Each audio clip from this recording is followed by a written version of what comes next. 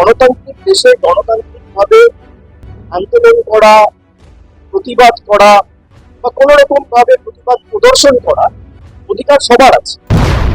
विकास भवन के बाहर में योग्य शिक्षक आंदोलन कर रहे हैं और इसी को लेकर आज अभिषेक बैनर्जी ने एयरपोर्ट में कहा कि चूंकि हमारा जो देश है वो गणतांत्रिक है और सभी को गणतांत्रिक हक है कि वो प्रोटेस्ट कर सके। उन्होंने ये भी कहा कि वो प्रोटेस्ट कर रहे हैं वो ठीक है, लेकिन सरकारी संपत्तियों को नुकसान ना पहुंचाए, क्योंकि हमने देखा कि गुरुवार को जिस प्रकार से पुलिस और आंदोलनकारियों का झड़प हुआ, जहां पर बैरिकेड्स जो है वो भी तोड़ा गया था। इसको लेकर भी अभिषेक बैनर्जी ने कहा कि कुछ फुटेजेस उन्होंने देखा है।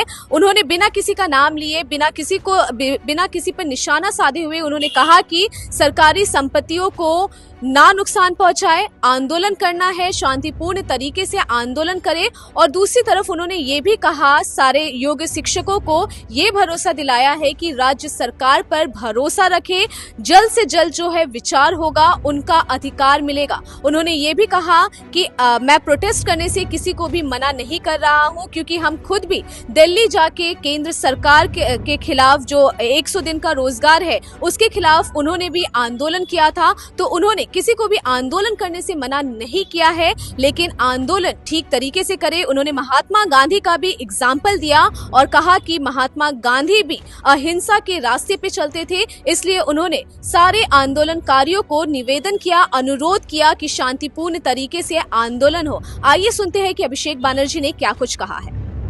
গণতান্ত্রিক দেশে গণতান্ত্রিকভাবে আন্দোলন করা, প্রতিবাদ করা বা কোনো রকম ভাবে প্রতিবাদ প্রদর্শন করা অধিকার সবার আছে। আর বাংলা বলে নয়, ভারতের যত রাজ্য আছে, ভারতের প্রত্যেকটা জায়গায় অধিকার রয়েছে। কিন্তু আমি কোনোভাবে তাদের আন্দোলনকে ছোট করবো না, সে দৃষ্টতা আমার নেই। আমি কোনোভাবে চাই না এই আন্দোলনকে রাজনৈতিক রঙে লাগানো। কিন্তু যারা আন্দোলন করছে, আমার তাদের কাছে অনুরোধ থাকবে যে আন্দোলন কখনো হিংসাত্মক নয়। আমি কিছু ফুটেজ দেখেছি, আমি কাউকে দায়ী করছি, যে জোর জবরদস্তি গেট ভেঙে দেওয়া হচ্ছে। আন্দোলন কখনো উগ্র হয়, আন্দোলন কখনো হিংস্র হয়। গান্ধীজি অহিংসার কথা বলেছে, নন ভায়োলেন্সের কথা বলেছে। আমরা 100 দিনের কাজ নিয়ে দিল্লিতে আন্দোলন করেছি, বাংলা থেকে 10,000 জন আছে। আমাদের উপর কিভাবে, এমনকি সাধারণ মানুষ ছেড়ে দিয়ে, মানে যারা নির্বাচিত প্রতিনিধি, এমনকি মহিলা প্রতিনিধিদের, জনজাতি বনবাসী প্রতিনিধিদের চুলের মুঠি ধরে বার করেছে। আমরা অহিংসার পথ অবলম্বন করে আন্দোলন করেছি। আমরা পরের দিন এসে রাজভবনের বাইরে ধর্ণা দিয়েছি। আমরা হিংসার পথ অবলম্বন করি।